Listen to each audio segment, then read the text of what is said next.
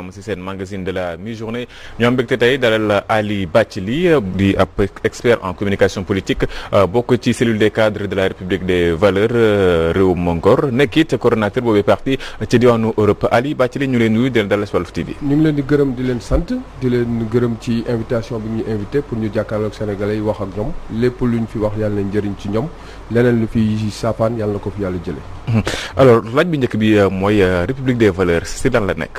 alors République des valeurs yaakaar naa ni umpul benn sénégalais nii ñu ngi wax ak sénégalais yi ñun ci loolu lañ ne boobu ba léegi République des valeurs umpul leen ni tamit parti boo xam ne ñetti at la am ñeenti at léegi depuis bi président Thierno Alassane Sall démissionné ci gouvernement bi ba léegi bañoon signé contrat boo xam ne arrangé wul Sénégal donc parti boo am 3 ans installé wu fépp bu ruq gox ak goxaat ci Sénégal defe naa def nañ ay jéego yoo xam ne jëm nañ ca kanam mais des na jéego yu bëri yoo xam ne ña nga ca par exemple su ma jëlee dimanche bi di ñëw ci République des valeurs Thierno Alassane Sall waa HLM invité nañ ko quartier HLM bi ñëpp xam ci dëkk bi dina dem wuyu ji leen tàggoo ak ñoom saafoonte ak ñoom jàkkaarloo ak ñoom yàggul mu ngi woon Thiès def na gox yi nekk ak goxaat yëpp nekk dans la région de Thiès donc ñu ngi ci liggéey bi di adressé wu directement ak sénégalais yi. jamono ji ñu nemmeeku parti politique yi ku nekk yaa ngi jukk di wane sa bopp di def ay mobilisation si jamono joo xamante ni ay réew mi xawoon naa yëngu jamono ji mu mel ni parti bi République des valeurs dégguñ ko si lu bëri ba ñenn ñi jàpp ne sax ñàkk doole tax feeñoo leen. alors loolu ñenn ñi di wax ñenn ñi di ko lam-laame naan dégguñu République des valeurs nga baal ma j'ai pas aw ma dara loo xam ne dama koy reprocher la presse au contraire mais def naa presse bi ñoom ñooy gën a wax loolu mais ñun fépp fu ñu dem ci sénégalais man amul benn sénégalais bu may waxal koo xam ne waxuma mbirum président Thierno Alassane Sall ak valeur yi mu am ak xam-xam bi mu am ak ngor bi mu am ak bëgg Sénégal bi mu bëgg Sénégal ba wan ginnaaw loolu nga xam ne moom mooy avantage yi mu amoon pour rek intérêt sénégalais yi donc ñun saa yu duggee di wax ak nit ñi saa yu demee di wax ak sénégalais yi baax na ñu ñëw ci seen këru taskatu xibaar yi di wax ak sénégalais yi parce que ci le plus large possible di ñu déglu mais ñu ngi wax ak sénégalais yi ñi ngi waxtaan ak ñoom yàggul barki Dembo Ndiaye la ñu nekkoon Tiwaawoon ne fa benn waxtaan bu am solo réunir fa ay nit ñu bëri yàggul barki Dembo Ndiaye sama mbokk yi nekk département de Bakel ñu nga fay waxtaan wax naa leen ko dimanche bi di ñëw d'ailleurs maa ngi woo gox-goxaanu HLM yëpp pour ñu ñëw teew ci kër Alaaji Samba Jabare Samb réunion bi foofu la donc République des valeurs mu ngi def liggéey bu mucc ayib ci biir dëkk bi mais li ma fi def tey ñëw nga invité ma la ciy gërëm c'est aussi pour wax ni République des valeurs mi ngi fii pour exprimer suñu position à travers man mii di ko représenter fii ci média bi. mobilisation yi bëri na tudd naa ko sànq mën nañ ci lim APR nga xamante ne mobilisé nañ Matam Podor Sédhiou ak yeneen i gox Pikine fii si Ndakaaru yenn parti opposition yi ñi ngi mobiliser seen nit ñi ngi daje ci yenn plateforme yi ban jàngat ngay am ci loolu foofu expert en communication politique bi lay woo. alors jàngat bi ma ciy am d'abord en tant que communicant. moom mooy. gouvernement bi ak majorité présidentielle bi defe naa ba léegi yeewaguñu dañuy nelaw parce que mënuma comprendre dëkk bi ak li fi xew-xew yi fi am xale yi génn ci mbedd bi ñaxtu ba mu am fukk ak ñeenti sénégalais yu ndaw ñoo xam ne maa ngi leen di jaalee seen i waajur di jaalee Sénégal yëpp seen pakkan rot ci ñu faatu ci gouvernement bi amul lenn lu mu def ne day mobiliser wu notamment mobilisation bi amoon dans le Fouta yàggul ñëpp gis nañ dafa xew ñëpp gis nañ ñaata milliards lañ fa daanal boobu à côté ndaw ñi ñu ngay ñaxtu pour am liggéey boobu à côté am na ñoo xam ne mënuñu faju boobu à côté pandémie bi kenn xamul fan la toll boobu à côté am na jigéen ñoo xam ne dans les profondeurs du Sénégal pour ñu wasin charrette lañ leen di yéegal ba léegi tey 2021 et donc yaakaar naa ne ñi fi nekk tey lengay leen jébal dañu war a yàkkamti gaawantu jox ko keneen koo xam ne moom moo mën en l'occurrence la République des valeurs ñu wax ak sénégalais yi directement bàyyi politique politicienne bi mobilisation c'est bien parti politique da ngay def mobilisation parti politique da ngay ut nit da ngay wax ak sénégalais yi wax sa programme ñu wax ak ñoom mais koo xam ne dafa nekk aux responsabilités je crois que garder destin sénégalais yi jëmale ko foo xam ne moom mooy jëmale réew mi loolu moo la war a soxal plutôt di dem ay mobilisation. est-ce que contexte politique bi mënu koo expliquer. contexte politique bi pour man fi mu ne nii amul changement bu rëy élection locale yaa ngi ñëw xamaguñu ndax dinañ maintenir date bi nga xam ne moom la ñu souhaité wala dinañ ko repousser gouvernement bi nee na daf ko bëgg a repousser ñun wax nañ suñu position xëy na dinañ ci ñëwaat. mais pour man contexte politique bi dafa sax war a gën a ñaaxaat ñi nga xam ne ñoom ñoo suñu njiit yi fi mu ne nii ñu bàyyi di def naka sudul noonu jublu régler problème mu sénégalais yi. contexte la boo xamante ni xëy na liñ ci jublu moom mooy wane ni ñi ngi fi ba léegi ñi ngi seen doole manifestation yi wàññi si dara. manifestation yi newul woon wane na ni du manifestation yi moom moo wane ni gouvernement am amatul woon doole wala sénégalais yi dañ ko wan ginnaaw. manifestation bi loolu la tubaab bi di wax la goutte d'eau qui a fait déborder le vase. donc kooku benn rek ci yi nga xam ne moom mooy wane ni sénégalais yi wanoon nañ leen ginnaaw bu yàgg. donc day firndeel rek li ma wax léegi nii mooy gouvernement bi dañuy nelaw. parce que su fekkee dañuy yaakaar ni manifestation yi bu mu passé ni ñu mën a wax ak sénégalais yi faj seeni soxla moom mooy di def ay meeting à coups de milliards moom mooy di def ay réunion publique di sànnante ay chaises yaakaar naa ni ñu ngi nax seen bopp ñun la République des valeurs politique boobu la ñu bëgg a changer wax ak sénégalais yi jël dëkk bi jël ndaw yi dox leen ay xëy jël ñi feebar faj leen jël suñu doom yi nga xam ne dañu war a jàng ñu yóbbu leen ci ay écoles yoo xam ne école la tudd bàyyi abri provisoire yi et cetera et cetera yooyu la gouvernement wala jublu yaakaar naa ni fi mu ne nii nekkul ci loolu gouvernement. yaa ngi tudd léegi élection locale yi dàkkandi nañ ko jàpp ko atum 2022 weeru février la ñu waxagum fi mu nekk nii est-ce que gouvernement bi wala pouvoir bi jaayuñu leen xelu mag yéen waa ku jékki. alors dafa naa bég naa ci question bi nga ma posé. parce que boo nee jaay nañ xelu mag ku jee politique bi. ñun ba ñuy wootee waxtaan boobu République des valeurs ñun dañu taxaw ne duñu sa dem parce que que ñu seqaloon xam nañu ko la preuve avenir bi jox nañu raison lan la jël comme prétexte audit fichier électoral bi moom la wax ci discours am 31 décembre ne moom pare na saa yu opposition pare ñoom ñoo laaj audit fichier électoral ñun xamoon nañ dina am benn ndëgg sërëx boo xam ne dina am ci waxtaan boobu donc ndëgg sërëx baa ngi nii opposition bi daanoon nañ ci ndëgg sërëx bi donc ñun loolu intéressé wu li ñu intéressé mooy sénégalais yi la ñuy waxal ñoom la ñuy adressé directement pour mën a changer ni nga xam ne moom la dëkk bi di doxee en profondeur pas dans la politique politicienne. Ali Bathily ci say kàddu li ñu ci mën a dégg moom mooy nguur gi moom moo jël ndogal loolu mu neex ko dàkkandi élection yi ndax xam na ni amatul doole gu mu fa demee. kooku jarul lam-laamee nguur gi xam na ni tey bu demee élection dafay daanu mun amul werante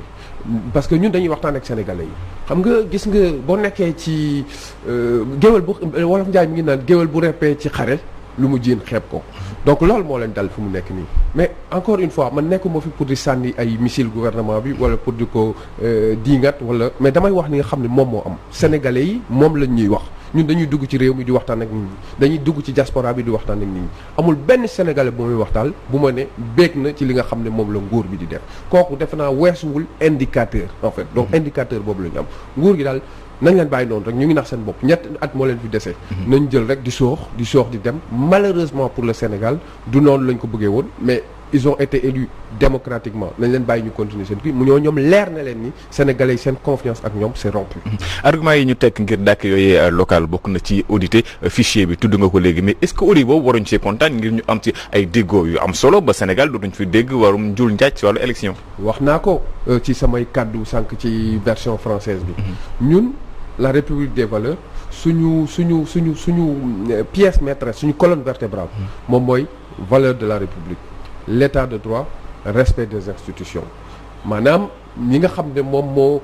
suñu charte dëkk li nga xam ne moom moo ko wund il faut warul bouger et donc suñu tollee tey 2021 naan dañuy def audit fichier électoral donc am na loo nga xam ne moom mooy naka sudul noonu dafa amoon ci fichier électoral ba te pourtant boo xoolee 1992 Sénégal def nañ fi réforme bu mag ci wàllu loi électorale réforme boobu moom moo indi urne bu transparente bi nga xam ne da ngay gis carte ci biir réforme boobu moom moo indi bu élection yi jeexee léegi-léegi ñu taf résultat yi léegi-léegi réforme bi moom moo indi ñu indi ay observateurs étrangers ñoom ñu ñëw di ñëw kooku moom lañ defee élection présidentielle 93 moom lañ defee élection présidentielle 2000 moom lañ defee élection présidentielle mais parce que bu ñu demee bay waxti affaire audit fichier électoral bi ñëpp gis nañ li fi xew tout le monde ak ñëpp Sénégal yi yëpp amoon nañ sentiment ni nguur gi dafa naj carte ñi nga xam ne ñoom ñoo ko nar a daanal loolu lañ war a lijjanti mais fichier électoral bi yaakaaruma ni am na si njunjaat loolu moo tax ñun duñ ca dem pour ñun loolu waxu caaxaan la sénégalais yi la ñuy waxal ñun 2022 fi mu nekk nii nar na nekk at boo xamante ne ñaari élection war na ci am muy législative yi ak élection locale yi ñu fa daal di yóbbu nii ban taxawaay lañ ci war a am alors man taxawaay bi ma ci am moom mooy dëkk dafa am nu muy doxee. dafa am charte yoo xam ne moom moo ko tënk wax naa ko léegi. du ma tàyyi ci di ko wax dinaa ko wax di ko waxaat. parce que ñun ñooy la République des valeurs. on croit en la valeur aux valeurs de la République. et donc bu ñu demee benn at boo xam ne day am ñaari élection parce que dafa am loo xam ne ci la ñu jóge bañ dal foofu. bu fekkoon respecté nañ calendrier républicain bi li nga xam ne moom la ñu teg wax naa ko sànq encore ci version française bi booy jël exemple ci yeneen réew da ngay jël exemple yi nga xam ne moom moo baax li bon nga bàyyi ko. bu ñu jëlee États-Unis des Amériques depuis 1700 ba léegi élection bi ñuy def mësul bouger ci date bi nga xam ne moom lañ koy def te lépp am na fi guerre mondiale am na fi ay pandémie am na fi lu ne am na fi mais bougé wul parce que ñoom dañu gëm institution de la République. et donc Sénégal il faut que ñu delluwaat ca loolu. nous sommes une jeune nation boo xam ne 1960 lañ judd ñu ngi doon fêter barki démb 61 ans d'indépendance. et donc am nañ démocratie c'est une jeune démocratie mais elle est perfectible encore ñun loolu bokk na ci li nga xam ne moom la tubaab di wax suñu cheval de bataille pour dolli suñu démocratie ay performance gën ko jekkal rafetal suñu taxawaay pour mën a continuer di wax ak sénégalais yi donc ñun couple élection yooyu daal di ko déplacer ñun d'accord ñu ci tey d'accord ñu ci ëllëg. fu mu nekk nii République des valeurs dafay mel ni day bëgg a taxawee ne wuute lool ak yeneen parti politique yi nga xam ne ñoom ñoo fi nekk ba sax si ñi nga xamante ne ñoom ñoo nekk ci kujje gi lu waral taxawaay boobu. gis nañ ko loolu amul luñ ciy lam-laame li ko waral mooy man déjà personnellement. bi ma engagé woo di def politique aux côtés du président Thierno Alassane Sall parce que dama gis ci moom li nga xam ne moom mooy doxal dëkk. taxawaay bi nga xam ne njiit moom la war a am gis ci moom un homme d'État. gis ci moom koo xam ne respect des valeurs de la République gis ci moom koo xam ne nekkul ci ay folklore nekkul ci ay yaama neex ci ay njaaba njale xam nga nu ñu koy waxee ci wolof. dafa nekk ci li nga xam ne moom mooy dans le droit chemin avec le respect des Républiques parce que dañu seetlu ni Sénégal depuis plusieurs années maintenant notamment depuis début année 2000 nguur yi fi nekk yéegi dañuy changer ni nga xam ne noonu la ñuy defee politique sans mépris pour ñi nga xam ne ñoom ñooy jiite mais am na si ñoo xam ne tey ñoo ngi bokk ci majorité présidentielle bi dañuy tenir ay propos yoo xam ne ce n'est même pas digne de grand place bi nga xam ne moom moo nekk ci koñ bi sans mépris pour ñi nga xam ne ñoo nekk ci grand place yi mais nañuy gérer nguur gi dafa mel ni nañuy gérer grand place boobu ak nañuy jouer dame ak yooyu donc loolu lañu seetlu mu naqari man loolu moo tax mu engagé wu aux côtés du président Thierno Alassane Sall parce que politique dafa nekk loo xam ne moom mooy régir suñu dund ñun ñëpp ni biis yi di doxee ak fi muy jógee terminus Liberté 5 egg terminus Dakar politique moo koy décider ni école yi di doxee programme yi ñu cay def politique moo koy décider ni santé bi di doxee ak fu ñu war a tabax hôpital ak fu ñu ko war a tabax politique moo koy décider ni nga xam ne moom la ñuy lekk suñu alimentation agriculture ak yooyu politique moo koy décider donc politique dafa nekk affaire boo xam ne dafa sérieux donc yooyu nga xam ne habitude yooyu lañ jëloon ñun yooyu lañ bëgg a dindi jox ma politique kaay votel ma jox la xaalis kaay votel ma dugal la si kaar jox la t-shirt nga dem yooyu yëpp dañ ko bëgg a dindi complètement ci politique donc sénégalais yi ñun ci loolu lañ leen woo réewum ngor République des valeurs tenir ses paroles wala def ay tey nga nekk parti bi suba nga transhumé dem ci gouvernement bi parce que daf la woo parce que daf la jox ay milliards kooku dañu bëgg a changer complètement ci dëkk bi loolu mooy wàllum République des valeurs xëy na loolu moo tax sénégalais yi déggaguñu bu baax li ñu leen di wax mais fu mu ne nii am nañ yaakaar am nañ njott bu rafet parce que retour yi ñu am yëpp chaque jour am nañ ay sénégalais yu fëgg suñu bunt ne ñun kat Thierno Alassane Sall kaddu bi mu jubale sénégalais yi moo ñu intéressé dañu bëgg a intégrer seen parti wax naa ko sànq dimanche bii di ñëw ñoo ngi HLM quartier HLM traditionnel kër Alaaji Samba Jabare Samb dinañ fa def réunion bu rëy boo xam ne président Thierno Alassane Sall waa HLM invité nañ ko dina ñëw wax ak ñoom saafoonteeg waa réew mi mois de décembre novembre yàggul mi ngi doon def niso ak ñëpp dans toute la région de Thiès il a fait d'autres régions def na Kédougou def na Tambacounda il a fait le Fouta donc ñun ñu ngi wax ak sénégalais yi. valeurs yooyu muy valeurs yoo xamante ni yemul rek ci République des valeurs am na ay partis yu nekk si kujje gi yoo xamante ni daanaka séddoo ngeen yooyu gis-gis mais duñ leen dégg si ay plateformes yi ngeen bokk mën nañ ci tudd plateforme bu mel ne M2D. alors wax naa ko sa benn naataango ci beneen chaîne télévision yàggul laaj na moom même question bi nga ma laaj nee naa ko d'abord ñun am na benn plateforme boo xam ne bokk nañ ci. congrès de la renaissance démocratique bi nga xam ne ñu ngi koy séddoo ak le président Abdoul Mbaye ak Mamadou Lamine Diallo la LD Debout ak d'autres partis donc ñun. il faut pas que ñi nga xam ne dañuy bëgg a yàq li nga xam ne moom la ñuy wax sénégalais naan dañuy demal suñu bopp dans des de tout seul dañ nekk ci ay plateforme te plateforme boobu dafa am yoo xam ne moom moo ko tënk mais nekk ci plateforme taxul tamit nga bañ a am sa indépendance de ligne politique. ñun dañuy réclamer suñu indépendance de ligne politique mais am na point yoo xam ne d'accord nañ ci ak ñoom loolu moo tax ñu nekk CRD. alors pour M2D lu tax bokkuñu ca M2D dafa jékki-jékki juddu. parce que événement yi moom moo taxoon mu juddu. et donc bi mu juddoo invité wuñ ñu ci demuñu ci mais am na yoo xam ne ñoom ñu ngi koy défendre d'accord nañ ci ak ñoom mooy le recul démocratique. C'est clair pour tous les Sénégalais. L'affaissement de nos institutions de la République, le doute bi nga xam ne sénégalais yi dañ ko am par rapport ak seen justice d'accord nañ ci ak ñoom mais am na ci yoo xam ne d'accord nañu ci ak ñoom porte bi buntu bi tëjuñu ko waxtaan mën na continuer ñun ñoo nekkuñu ñoo xam ne dañuy nekk rek suñuy ruq jël ay œillères def ko bañ a gis li nga xam ne moom moo xew. mais fu mu ne nii daal en tout cas pour le moment nekkuñu ci plateforme boobu lañ fay def on le respecte mais. ñoo ngi tracé suñu route daal ñoo ngi ci beneen plateforme ña nga dem pour wax ak sénégalais yi directement. parce que politique politicienne bi 24 heures sur 24 bëccëg ngoon suba du 1er janvier au 31 décembre sénégalais yi dañ ci doylu. juróom benn fukki at ak benn Sénégal ba moom boppam ak léegi ñu daal di koy célébrer ay fan yi nga xamante ne weesu nañ ko ban jàngat ngay am si Sénégal li mu def ci mbir moomu moom boppam boobu ban njëriñ la ko amal. alors su ma jëlee Sénégal tey. fu mu nekk nii depuis bi ñu amee indépendance 1960 ans ba léegi juróom benn fukki at ak benn wax nga ko Sénégal pour man avancé na mais ak ay jéego yu ndaw a ndaw fi mu toll nii mënoon na ko weesu bu yàgg-yàgg parce que c'est l'histoire dinañ ci delluwaat tuuti parce que l'histoire aussi da nga siy mën basé wu pour construire l'avenir président Mamadou Dia en 1962 am na yoo xam ne moom la tegoon pour Sénégal génn ci ndóol bi rapidement mën a tegu ci raay yi nga xam ne moom mooy raay développement malheureusement baal ma expression mais damm nañ ay tànkam histoire prouvé na ko mais noonu la yàlla na ko yàlla yërëm te yéexe ko alors donc ñu ñëw Sénégal di dox mu am ay avancées démocratiques notamment boobu ma la wax léegi code électoral 92 bi 2000 mu am alternance mais depuis année 2000 ak léegi dañu constaté ni sur beaucoup de domaines Sénégal avancé wul da nga jël statistique ANDS yi boo jàppee 70% des Sénégalais nga baal ma dégg naa olof tuuti mais doomu saraxule la 70% Sénégalais yi ñu ngi am moins de 35 ans 40% des Sénégalais ñu ngi am fukki at ak juróom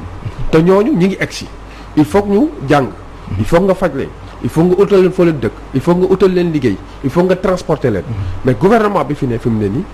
nii mu ngi fi depuis 9 ans te xamoon na ni perspective yooyu amoon na ko sous les yeux mais lan la préparé pour ñooñu amul dara lu mu préparé pour loolu donc Sénégal jéego yooyu nga xam ne defu ko pendant 61 ans nga xam ne gouvernement bi am na ci part de responsabilité bu mag donc pour man dañuy considérer ni échec bi moom moo ëpp réussite bi. bu ñuy wax souveraineté dañ ciy boole souveraineté économique moom sa bopp ci wàllum koom-koom ñenn ñi sax saa su ne dañuy dégg baat yi di gën a jug waaye kuréel yu gën di taxaw di wax wàllum souveraineté wàllum patriotisme ñenn ñi dem ba ci nationalisme république des valeurs ban taxawaay la am ci boobu débat. alors ñun suñu taxawaay leer na nañ ci boobu débat dama koy wax léegi sénégalais yi dégg ko mu leer xam nga nationalisme xaw ma nu ñu koy waxee ci olof ngeen baal ma mais nationalisme bokkul ak patriotisme. ñun duñu ay nationaliste moom mooy ñoom Mussolini Italie ak ñoom Hitler ci Allemagne yàlla nañ ci yàlla musal parce que gis nañ lu mu créé ci àdduna bi mooy koo nga xam ne dëkkam rek la bëgg dafa bañ yeneen dëkk yi mais patriotisme mooy koo xam ne dafa bëgg ñu respecter dëkkam mais day waxtaan ak yeneen dëkk donc ñun lépp des valeurs leer na naññ ci bopp nit ñi il faut mu leer ci bopp sénégalais ay patriotes lañu donc dañu bëgg Sénégal bu fi ay investisseurs di ñëw wala bu ñuy waxtaan ak yeneen réew dans le concert des nations mu nekk waxtaan boo xam ne moroom ak moroomam la bu mu nekk ñële dañu jóge tëgal bëgguñu dominer wala jël suñu alal bëgg ko def naka sudul noonu wala jël suñu ay loi bëgg ko salfaañe dañuy waxtaan moroom ak moroomam parce que xam nañ ni Afrique am na histoire bu doy waar colonisation amoon na fi ñu jóge fa amuñu indépendance et cetera donc histoire dafa marqué suñu dëkk yi donc patriotisme tey dafa war a changer parce que àdduna fa nekk àdduna boo xam ne dafa ubbeeku ak internet bi ñuy gis yow da ngay nekk fi tey xam lu toll Japon léegi ci minute bi nga nekk fi xam lu nekk Tugal xam lu nekk Côte d'Ivoire xam lu nekk feneen donc mënoo fi nekk nan nationalisme mooy koo xam ne dafa bëgg tëju boo tëju wàllum économie doo ci mën avancer wàllum éducation doo ci mën avancer wàllu xam-xam wàllu yëpp doo ci mën avancer mais il faut que ñu jël li nga xam ne moom mooy suñu koom suñu am-am suñu alal kenn mënu ko jóge ci bitim réew ñëw di ko saax-saaxee ñun ñoo war a décider lan la ñuy def ci suñu alal loolu mooy position république des valeurs ñetti fan si weeru avril bi ñu daal di nekk njiitu réew mi Macky Sall janoon ak askan wi wax ak ñoom benn discours bi nag ñu si gën a dégg si ñenn ñi bokk ci camp bokk na si discours buy dajale discours fédérateur jàngat boobu nga ci am. alors man jàngat bi moo am si discours président Macky Sall xëy na certes am na benn parti bu tuuti boo xam ne mu ngi jéem a fédéré mais discours bi li ko conditionné mooy li nga xam ne moom lañ doon wax sànq moom moo fi xewoon am fi une semaine dëkk bi génn ci réew mi. parce que boo ñëwee di def discours naan da ngay fédéré parce que da nga constaté ni population bi dafa am fracture ci diggante segment wu population bi. fracture boobu kan moo ko créé ben je laisserai les Sénégalais juger. bu ma ko wax c'est pas à moi de le dire ñun ñëpp xam nañ ci dëkk bi la ñu dëkk. donc loolu defe naa moom mooy parti boobu ñi nga xam ne dañu ànd ak majorité présidentielle bi génn di wax président discours fédérateur la def mais discours bi en tant que tel man li ma ci jàpp mooy benn poñ rek laay d'accord ci moom mais malheureusement c'est trop tard parce que loo deful woon ci juróom-ñeenti at mënoo ko def ci ñetti at yi nga xam ne moom moo des moom mooy loolu mu wax ni pour utal ndaw ñi xëy day jël structure yooyu yëpp mu créé dajale ko benn muy pôle emploi defe naa da ko sax de plagier ci France mooy pôle emploi foofu ñuy utal liggéey donc loolu laa d'accord ak moom parce que ñun waxoon nañ ko balaa muy def discours bi man sa benn naataango invité na ma nee naa ko structure yu ndaw yooyu yëpp ñu créé yaakaar naa ni c'est plus pour placer clientèle politique jël clientèle politique utal leen liggéey plutôt xalaat ndaw ñi nga xam ne moom laa doon wax sànq 70% de la population ont moins de 35 ans donc discours président de la République daal man jàppuma ci dara. mais discours la boo xamante ni gis nañ ci njiit loo xamante ni li ko ñor bokk na ci jox ay ndaw xëyam ba tax na am na ay propositions yu mu si def tudd nga si dajale yooyu agence waaye génne koppar goo xamante ni dina toll ci 450 milliards si ñetti at yi mois de mai bi rek mu génne si lu toll 80 milliards pour 65 000 jeunes est-ce que foofu mën nañu koo nangul ne mi ngi jéem a teg ay jéego indi ay saafara. da ngay dëggal li ma wax léegi rek. mu ngi teg ay jéego pour indi ay saafara bu annonce la def mais xaw ma xaalis bi fu ñu ko jëlee. parce que bu ñu fàtte ni Sénégal fu mu nekk nii suñu taux d'endettement ñoo ngi atteindre li mu am na foo xam ne moom bëgg naa xam xaalis boobu mu annoncé fan lañ ko jëlee. bu ñu fàtte ni Sénégal 2012 ak léegi àbb nañ presque 19 000 milliards. donc def ko ci ay infrastructures yoo xam ne pour am résultat président am na chaîne YouTube maa ngi leen invité ngeen dem gis ko defar ay infrastructures yoo xam ne pour am résultat tout de suite ay résultats électoraux donc xaalis boobu ñu lekk il faut ñu jéem ko fay payoor mi fu mu nekk nii ñooñu xam ne dañuy lebal ci ay jafe-jafe la ñu nekk et donc loolu mu def annonce boobu ne 350 milliards d'abord yi nga xam ne amoon na fi est-ce que évaluer na ko li nga xam ne moom la créé lépp bu mu nekk président de la République léegi pour utal xale yi liggéey est-ce que caytu nañ ko pour xool ñaata xale am ñoo am liggéey kan la ñu financé ak ban façon liggéey la ak est-ce que liggéey bu durable defuñu ko donc même erreur bi la ñuy def DER ki jiite DER Pape Amadou Sall yëkkati na ay kàddu di indi ay leeral ci li nga xamante ni moom mooy yi mu financé umpu la ni bu directeur u DER di génn di wax ñun République des valeurs dinañ ko déglu parce que aussi am nañ programme boo xam ne ça s'adresse exclusivement aux jeunes mais bu ma déggee kooku li muy wax ak chiffres yi mu joxe nga def ratio bi ñi nga xam ne moom lañ uti liggéey ak xaalis bi nga xam ne moom lañ ci def defe naa dafa mel ni rek nga jël benn bekk suukar def ko ci paanu soow donc mun pour man ñii nee fi di ñu jiite di utal xale yi liggéey defe naa mënuñu en fait dañoo tële en fait te boo tëlee da ngay jox sa morom boo xam ne moom moo mën en tout cas ñun sénégalais la ñuy waxal ñoom la ñuy adressé gis nañ ko man ci dëkk bi laa dëkk ñun ñëpp ci dëkk bi la ñu dëkk gisuma koo xam ne en tout cas waxtaan yi nga xam ne moom la président Thierno Alassane Sall di am ci dëkk bi diisoo ak ñëpp amul kenn ku ko ne man bénéficier naa si xaalisu DER wala bénéficier naa si financement projet bi ma am ak yooyu te même bu ñuy financer projet dañuy financer ay projets yoo xam ne durée de vie de 3 ans la am il faut que ñu industrialiser dëkk bi parce que loolu li ko indi moom mooy politique publique boo koy def da ngay mooy li ma doon wax sànq da ngay évaluer ba pare xool def ay jàngat saytu ko xool ndax lii boo ko tegee dina mën am liggéey bu ñu amee liggéey est-ce que liggéey bi dina mën durable mais loolu defuñu ko donc ñi ñuy financé yëpp lan lañ lay wax loolu dañu bëgg jënd moto pour def Jakarta dañu bëgg a def cak-cak dañu bëgg a def kii mool yi napp industriel la ñu war a dem mais napp traditionnel lañ nekk ba léegi donc xaalis bi dañ koy jël pour man ubbi fenêtre di ko ci sànni ñun loolu la ñu bëgg a changer la République vision bi ñu teg ngir indi ndaw ñi xëy du bi gën buñ déggee kàddu yi ngay wax yéen waa République des valeurs lan mooy seen vision ci emploi en général alors ñun la République des valeurs il faut que ma fàttali ko Sénégalais yi 2019 président Thierno Alassane Sall génn def parti 2017 2 ans mu am programme présidentiel ne day présenté wu. ñu ñëw salfaañe li nga xam ne moom mooy parrainage yi jël bon dinañ ci dellu si waat kooku beneen vie la mais pour ñëwaat ci programme bi rek. am nañ programme boo xam ne li ko tënk mooy 5 axes prioritaires am na benn axe boo xam ne wàllum liggéey rek lay wax ak wàllum industrialisation dëkk bi. ñun suñu gis-gis moom mooy Sénégal dafa nekk dëkk boo xam ne dafa bëri ndox. mais agriculture bi ni ñu ko war a exploiter noonu te pourtant niche la boo xam ne ay liggéey yu bari la mën a créer. ñu jàll dans une agriculture industrielle du 21e siècle agroalimentaire. agrobusiness élevage bi liggéey bu bari la mën a créer. Thierno Alassane Sall le président wax na ko ci podcastam bi passé l'industrie du cuir Sénégal ñaata tabaski moo fi am ñaata korité ñaata màggal ñaata gàmmu ñaata sëy ñaata ngénte boobu xar yi ñuy rey ak nag yi der boobu nga xam ne moom mooy génn ci ñoom dañ koy jël dajale ko soit mu am yoo xam ne day yàqu ñu sànni ko soit moo xam ne day am ñoo xam ne dañu jóge bitim réew yóbbu ko dem di ko fa defar ay articles yoo xam ne dañ koy dellu soit duñu ko jaay très cher donc kooku boo nekk responsabilité da nga war a am imagination ak vision boo xam ne da ngay créer favoriser